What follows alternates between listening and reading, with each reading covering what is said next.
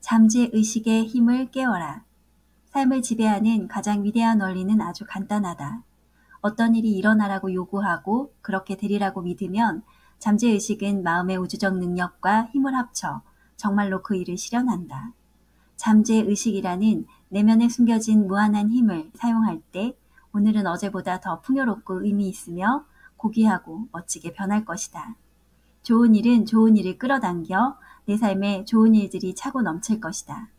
그렇다면 어떻게 내면의 무한한 힘인 잠재의식을 이용해 당면한 문제를 딛고 일어나 결핍과 한계로 점철된 삶에서 벗어날 수 있을까?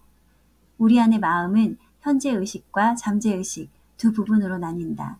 잠재의식은 작용과 반작용의 보편적인 법칙에 따른다.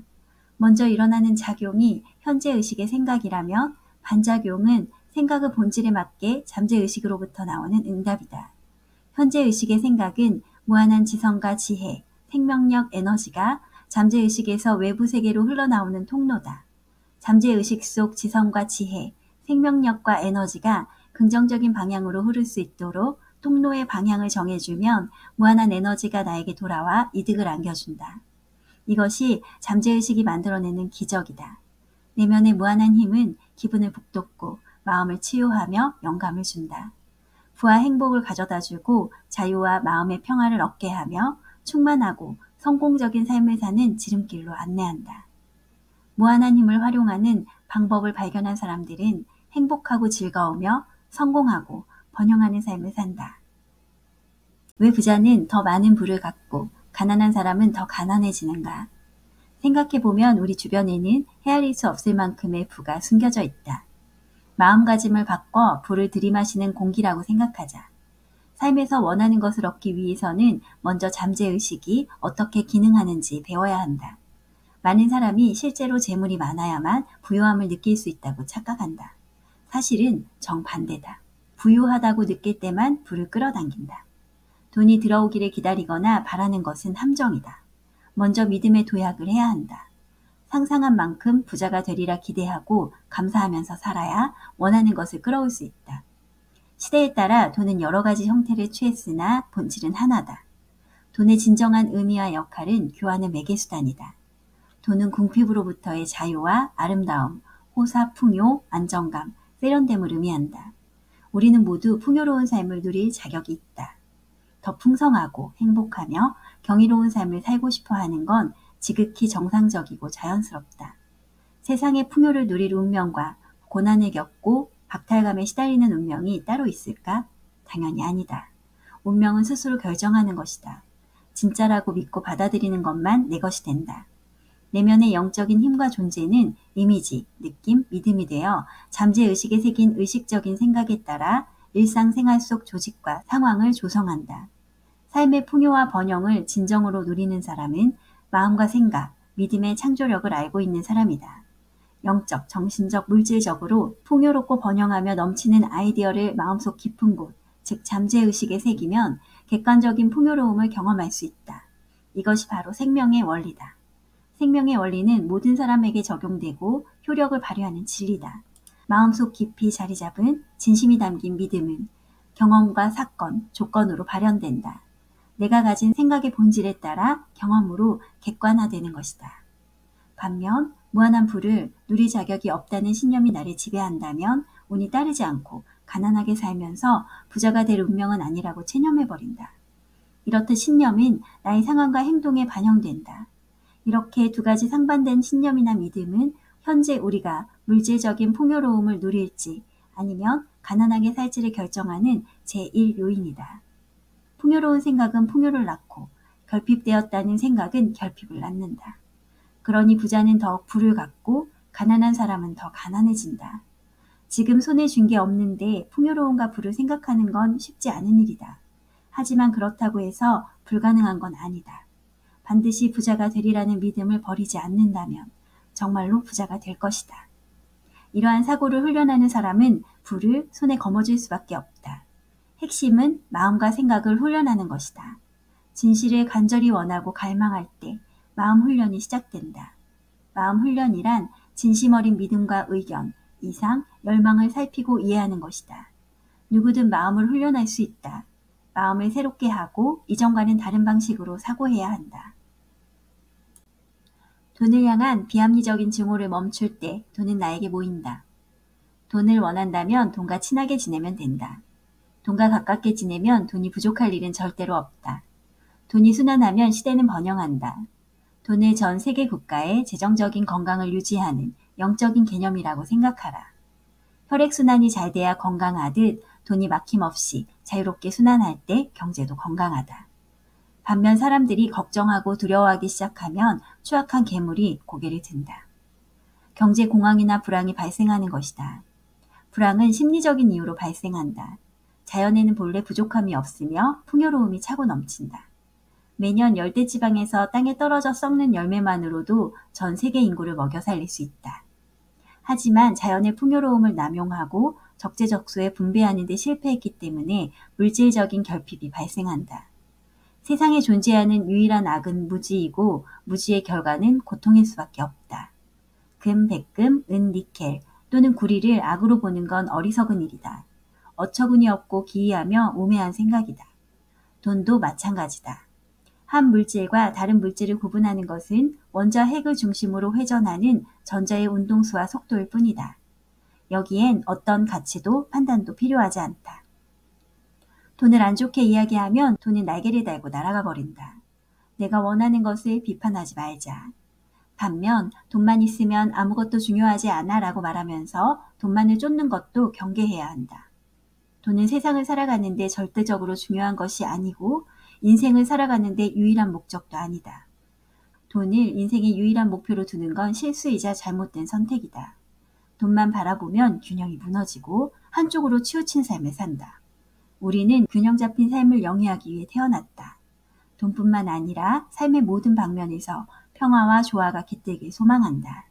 그러니 대담하게 아름다움을 누리며 앞길을 인도해달라고, 사랑과 기쁨을 온전히 누리게 해달라고 잠재의식에 요구해야 한다. 세상에 용기와 믿음, 사랑, 선의, 기쁨이 없다면 어찌 살아가겠는가. 잠재의식의 법칙을 올바르게 적용하면 원하는 부를 거머쥐면서 동시에 마음의 평화와 조화, 온전함, 그리고 평온함을 누릴 수 있다. 지식과 철학을 건설적으로 사용하는 것처럼 자신의 능력에는 한계가 없다는 생각이나 믿음을 잠재의식에 각인해 스스로를 세뇌할 수도 있다. 잠재의식을 현명하고 분별력 있게 건설적으로 사용함으로써 좋은 일을 할 수도 있다. 이는 자연을 사용하는 방식과 마찬가지다. 우리는 타인에게 베풀기 위해 이 세상에 태어났다. 우리는 숨어있는 재능을 표출해 인생에서 내가 있어야 할 자리를 찾는다.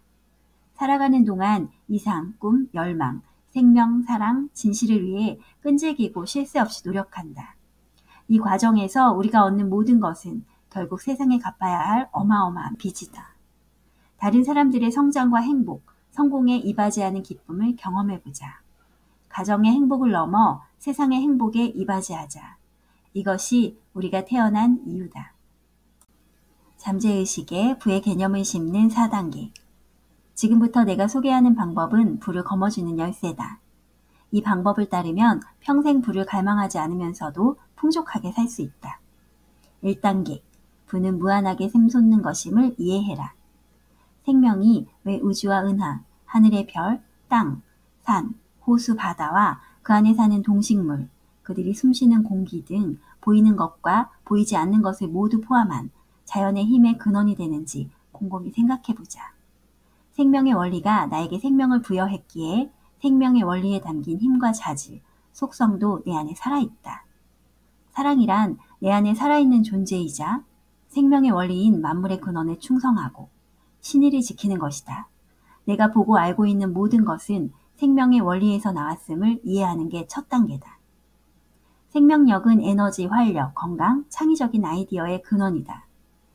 내리쬐는 태양과 숨쉬는 공기, 잘 익은 사과, 그리고 주머니 속의 돈도 생명력으로부터 나온다. 생명력이 불을 창조하는 건 플립이나 눈에 결정체를 만드는 것만큼 쉬운 일이다. 2단계. 잠재의식에 부의 개념을 심는다. 지금 잠재의식에 부의 개념을 심기로 마음먹자. 아이디어를 반복해서 생각하고 실현되리라고 믿고 기대하면 아이디어는 잠재의식에 전달된다. 생각의 패턴이나 행동을 반복하면 저절로 그렇게 생각하거나 행동한다. 이처럼 부를 표출하라고 잠재의식을 압박하면 결국 부가 나타난다. 걷기, 수영, 피아노 연주, 운전 등을 배우는 것과 같은 이치다. 이를 위해서는 확언하는 내용을 믿어야 한다. 확언은 허튼 소리나 쓸모없는 이야기가 아니다. 부가 존재하고 나에게 그 부를 가질 권리가 있다는 걸 알아야 잠재의식이라는 종이에 현재의식이라는 펜으로 글을 쓸 수 있다.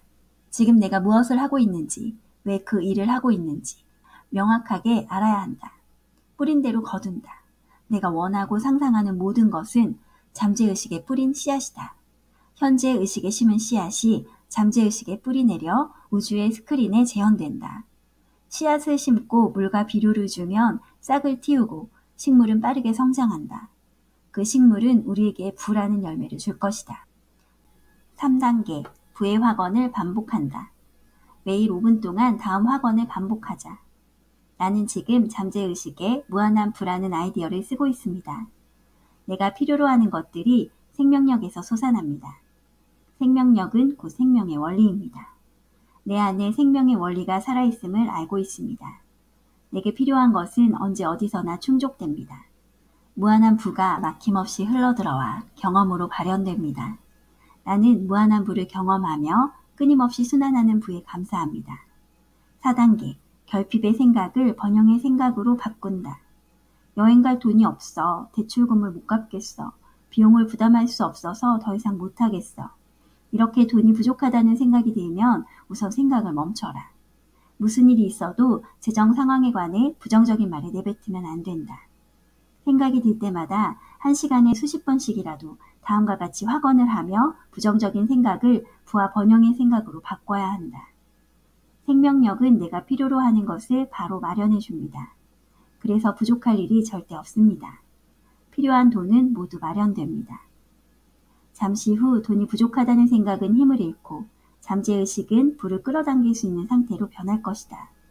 차를 새로 장만하고 싶다면 절대 차를 어떻게 사, 그럴 돈 없어 라고 말하지 말라.